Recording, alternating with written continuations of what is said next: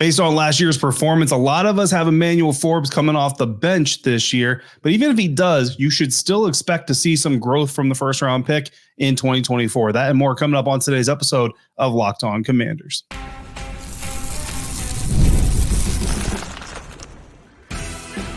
You are Locked On Commanders, your daily podcast on the Washington Commanders. Part of the Locked On Podcast Network, your team every day. Welcome into today's episode of Locked On Commanders, part of the Locked On Podcast Network, your team every day. This is your daily podcast covering the Washington Commanders. And don't forget that you can subscribe for free on YouTube or wherever you are listening to this podcast. I'm your host, David Harrison, credentialed member of the media covering the Washington Commanders for CommanderGameDay.com, a part of Sports Illustrated. I'm here with you every Monday through Friday. Appreciate you for coming through today, everydayers. Appreciate you for coming through every day. Welcome back. On today's episode, we're going to catch up with some news items, get back to our Friday weekly recaps we haven't done in a while. We're also going to talk about why Dorance Armstrong Jr. is a trailer, and that is okay. But first, I'm going to tell you why you shouldn't count out Emmanuel Forbes just yet coming into his second season. If you want to discuss this episode, anything we talk about here, or anything else Washington Commanders related, all you have to do is shoot me a text. Go join subtext.com/LockedOnCommanders. Become an insider today, and from there you can text me your questions, your takes, your analysis, your video notes, whatever you want to text me. I will text you back with news, responses, analysis, inside information, exclusive content to insiders, so much more during practices, games, and the like. Join subtext.com/LockedOnCommanders again to become an insider today. Emmanuel Forbes is being counted out by a lot of people, including people in the media, including people in the fan base. I myself have talked about on this show how I don't feel like he's anywhere near a lock to be a starting cornerback with this team. I've kind of gone back and forth a little bit, just trying to read the tea leaves of what the coaching staff are doing. I saw Michael Davis get a lot of quote unquote first team reps early on in the offseason program. Saw Emmanuel Forbes get a little bit more first team reps towards the mini camp. There was one day mandatory mini camp where Michael Davis got the lion's share. So clearly this Washington Commanders defensive staff trying to do the best they can to go ahead and flesh out everything. But Emmanuel Forbes, as much as people are counting him out, again, this show included, media included, fans included, I think there's still way and there's still signs and there's still an indication that we're going to see some growth from Emmanuel in the second season. And this topic comes from a YouTuber who commented, as for Forbes, do have my concerns, but I'm going to ask more of a constructive question on him because even I'm tired of bashing the young man. Given his size and his Superman metabolism, what does Forbes need to do technique or mechanics wise to be a successful NFL cornerback? And I think it's a really great topic. And I too, I don't think anybody likes to live in the realm of the negative, but I'll tell you that part of Emmanuel Forbes' issue, certainly there are mechanics, certainly there are things that he can do physically to be a better cornerback in the NFL this year compared to his rookie year. Certainly. The size thing is always going to be a concern. The size thing is never going to go away. Even if Emmanuel Forbes goes out there and just eats nothing but protein and all this stuff and drinks protein shakes all day, every day, the dude is just never going to be a big corner. He's never going to be even an average size corner. He's always going to be a small cornerback in the National Football League. Now, where he can get better technique wise, tools wise, there's some things footwork wise, there's some things where he's got to trust his eyes better. And there's some things where he's just got to understand the circumstances of situations. When you're facing a team that loves to go deep, when you're facing a team that loves to pull double moves on you, you've got to be a little bit more conservative. You've got to be willing to give up the 5-yard completion, make the tackle, the 6-7 yard mark, versus try to be uber aggressive, overly aggressive, and make a play that ends up burning you and your team for a big touchdown. But I think part of the problem that we saw with Emmanuel Forbes wasn't even necessarily tools and technique. A lot of it was usage related. So if we go back to 2022, this last year playing college football for Mississippi State, I think what you're going to find out is that Emmanuel Forbes fits a Joe Witt Jr., Dan Quinn style defense a lot better than he fits a Jack Del Rio, Ron Rivera style defense. So let's go back to his last year, Mississippi State. Coming out of his final season in Mississippi State, Emmanuel Forbes had the 7th highest coverage grade according to Pro Football Focus. He allowed just a 44.7 NFL passer rating against opposing college quarterbacks. Now, those are college quarterbacks for one. Not all of them, many of them, most of them are not going to play in the NFL. So naturally, that passer rating allowed is not going to be as good in the NFL as it was in college. But in his rookie year, his coverage grade dropped to 57.6 in the NFL, and he allowed an NFL passer rating of 121.2. That is an incredibly drastic dip in coverage grade, rise in NFL quarterback passer rating allowed. So what went wrong? Well, to me, just like Jamin Davis, and believe me, Emmanuel Forbes is not free from blame himself. I want to make that perfectly clear. But I think a bigger portion of this was just like Jamin Davis. He's been used improperly. He was used improperly by Jack Del Rio. He was used improperly by Ron Rivera. When he was drafted, Ron Rivera talked to us about Emmanuel Forbes' interceptions, and it was pretty clear immediately that the reason the Washington Commanders chose him over Christian Gonzalez was that production, was that takeaway production by Emmanuel Forbes, which certainly made some sense at the time. You look at the team, they were having a hard time getting takeaways, doing all those things. So they wanted to kind of try to manufacture that. But I remember thinking to myself, draft weekend, draft process, we even every day, as we go back all the way before that draft, you might even remember we talked about these cornerbacks. We talked about the comparisons. And I even talked about Emmanuel Forbes and said, Emmanuel Forbes is a man corner. He's better off in man coverage than he is in zone coverage. It's not even close to in a lot of ways. So it doesn't make sense for this team to draft him. They just got rid of William Jackson III, who they signed in as a press man corner, tried to turn him into a zone corner. It didn't work. So why would you go and do the same thing with Emmanuel Forbes? Well, they did it. And then Ron said that all of Emmanuel Forbes' interceptions came in zone coverage. Well, my research disagreed. At the time, it disagrees now. But I gave Ron the kind of the NFL coach benefit of the doubt.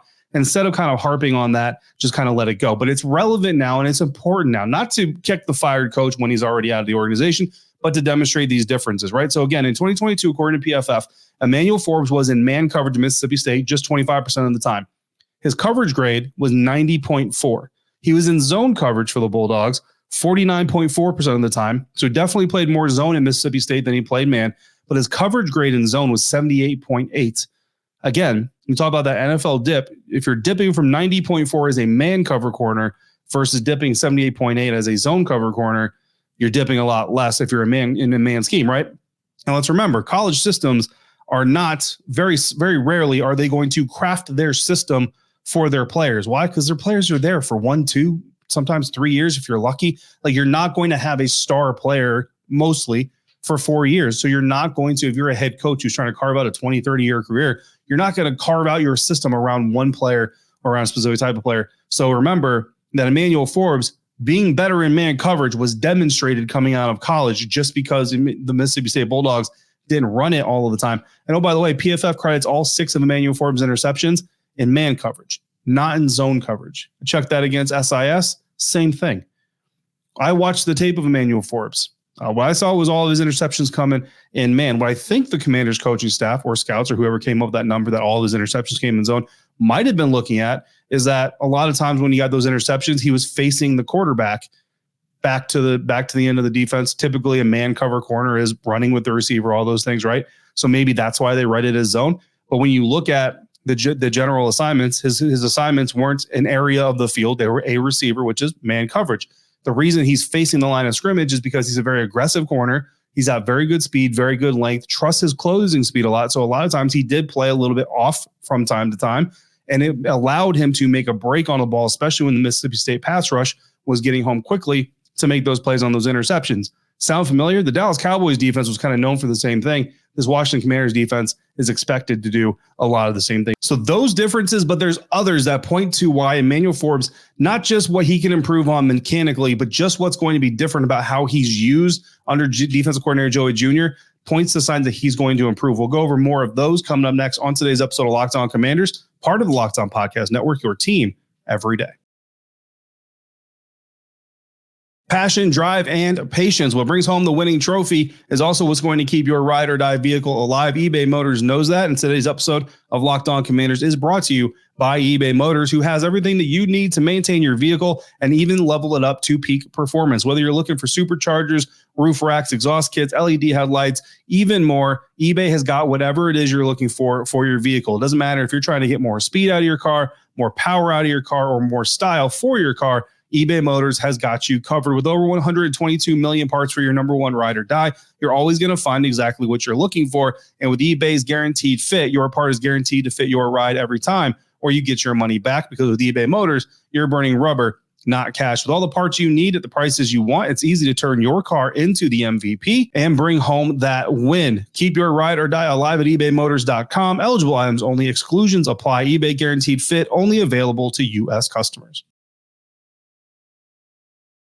Thanks again for making Locked On Commanders your first listen, your first view today and every day. Make sure you come back Monday. We got a whole new week of content coming up for you. In the meantime, if you need some sports over the weekend, Locked On Sports Today has got you covered. It's a free 24/7 sports streaming channel programmed for you every single day, 7 days a week. Locked On Sports Today, free on YouTube or the free Amazon Fire TV channels app. All part of the Locked On Podcast Network, your team every day. So we're talking about Emmanuel Forbes and why, yes, he's got some things mechanically you do. You want more secure footing. You want to see him play a little bit and more intelligently, kind of understand the context of the scenario, understand the context of the team. But a lot of that also has to do with coaching, right? And going into the coaching of everything, we talked about some of the grades and all these things that pointed to Emmanuel Forbes really not being that much of a scheme fit for what the Washington Commanders were doing in the NFL last year. So year one in the NFL, Forbes was asked by the Washington Commanders to be in man coverage 35% of the time, which is more than he was asked in Mississippi State. But he was also asked to be in zone 50.3% of the time, which was more than he was asked to do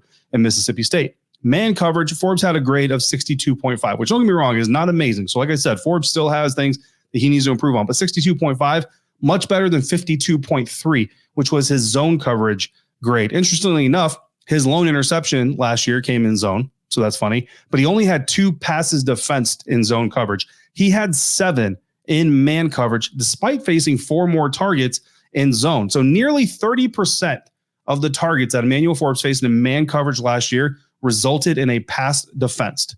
99 cornerbacks in the NFL last year played 318 or more coverage snaps. 318 coverage snaps is how many Emmanuel Forbes played total, not man, not zone, 318 total. 99 NFL cornerbacks played the same or more. Of those 99 corners, Emmanuel Forbes' forced incompletion percentage, right? So the percentage of passes, targets that he received that he forced an incompletion on, they're not necessarily all PBUs, but just forcing incompletions. His forced incompletion percentage, according to Pro Football Focus, ranked 8th of all 99 of those corners when in man coverage. Tied him with Carlton Davis III, who is now in Detroit, traded by the Tampa Bay Buccaneers, but not traded because of ability, traded because of availability. Tied again with Buccaneers cornerback Jamel Dean, who is now their number 1 corner. They moved Carlton Davis out of the way so that Jamel Dean could become their number 1 corner in a defense, a playoff defense, mind you, that is man heavy. Emmanuel Forbes had the exact same forced incompletions percentage in man coverage as those 2 receivers who are both considered number 1 corners on their teams.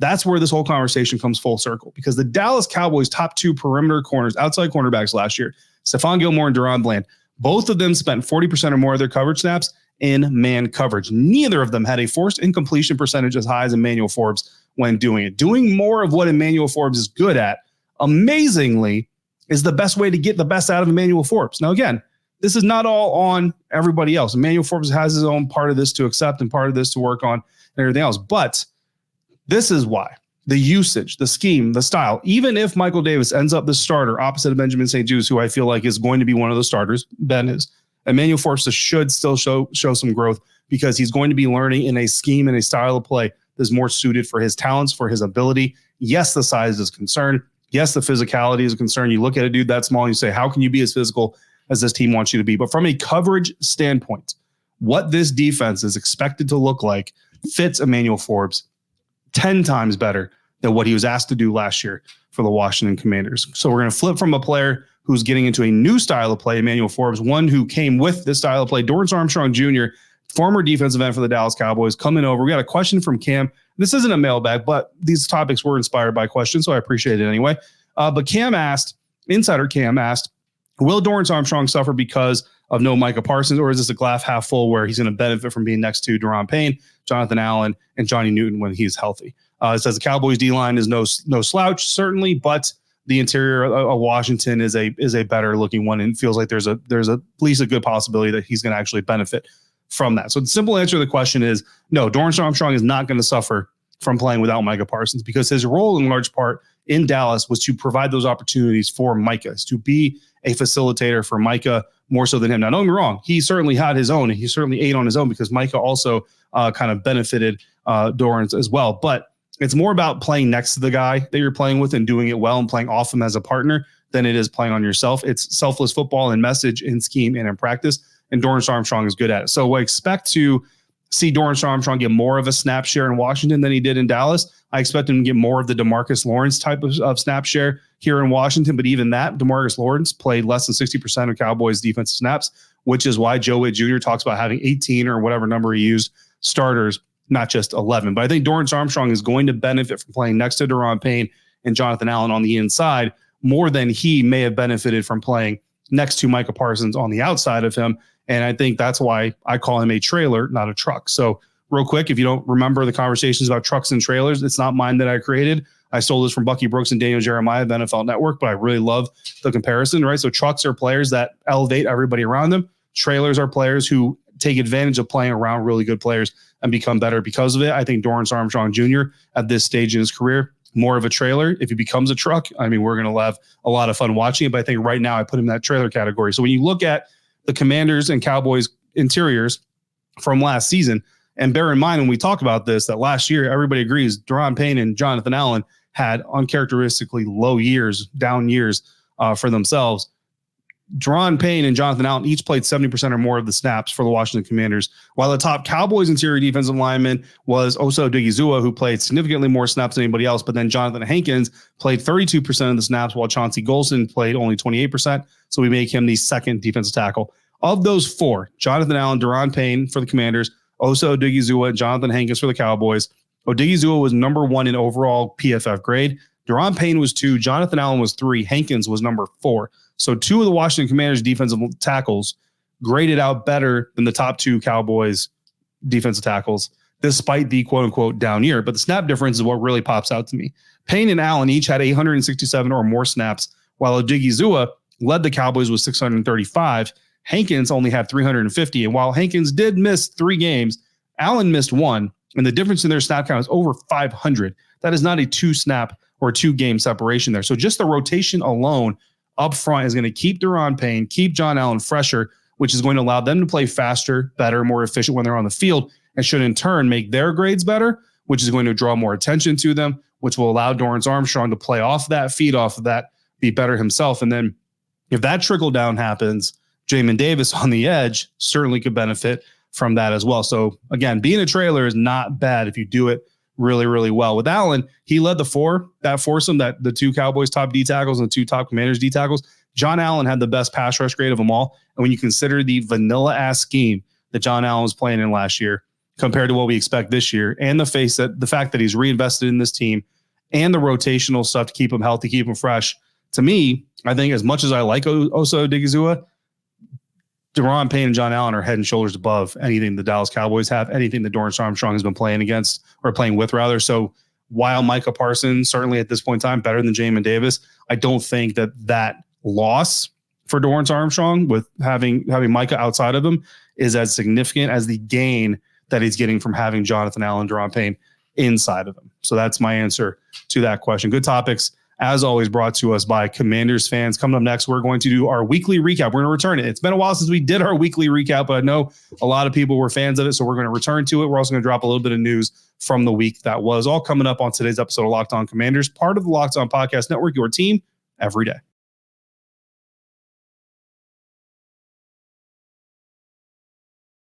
Wrapping up today's episode of Locked On Commanders with a little bit of news in our weekly recap. So in the news this week, Virginia Attorney General announced a $1.3 million settlement with the team over unreturned season ticket deposits. This is something that came from all those investigations and statements and leaked information, all that stuff over the last few years that ultimately led to the sale of the Washington Commanders. The total in the settlement is $600,000 in return funds to fans who were supposed to receive refunds on season ticket deposits, but never did. $600,000 to be paid out in penalties by the team and $100,000 in fees for the investigation, lawyer fees, things like that, paying back the state of Virginia. So the old ownership, according to Ben Standing of The Athletic, will have to pay that settlement, not the new ownership led by Josh Harris. So that's good news that some of these things are coming to roost. Some of these things are being settled, and that Josh Harris is not being left holding the bags that he did not stuff with garbage. Our weekly recap, looking back on the week it was for Locked On Commanders. On Monday, we took a look at the team mentality in Washington, why that advantage over the dysfunction that is going on all around the NFC East might actually help the Commanders in their quest to go worst to first this year in the division. On Tuesday, after Brandon Ayuk and Jaden Daniels were involved in a viral TikTok appearance together. We talked about the likelihood that whether or not Brandon Ayuk could be traded by the 49ers this offseason and what a more likely scenario would look like for the two former Arizona State teammates to be reunited in D.C. in 2025. On Wednesday, Sam Fortier of the Washington Post, good friend of mine, fellow beat reporter, came on. We talked about just about everything, including why Quan Martin, the safety, was a standout from minicamp. And on Thursday, we had a mailbag episode that started with a discussion about former Dolphins offensive lineman Connor Williams and whether or not the Washington Commanders should consider rolling the dice on him post ACL surgery and recovery. That was the week that was for here on the Locked On Commanders podcast. I appreciate all of you for coming through. Everydayers coming through every day. Coming up next week, we got 5 more days of content. I am traveling to Colorado, so bear with me a little bit on the flow of things, but got some interesting items up for you hopefully next week that I can execute all 5 of, even with my journey and my travels. So insiders, as always, I will be texting you, giving you the latest updates on the program schedule as much as I can. In the meantime, make sure you're also checking out Locked On Sports Today, the first ever 24/7 live streaming sports channel on YouTube. And as always, thank you for making Locked On Commanders your first listen of the day, every day. And until we speak again, if you're out and about, please be safe, be kind, and I'll see you next time for another episode of Locked On Commanders, part of Locked On Podcast Network, your team every day.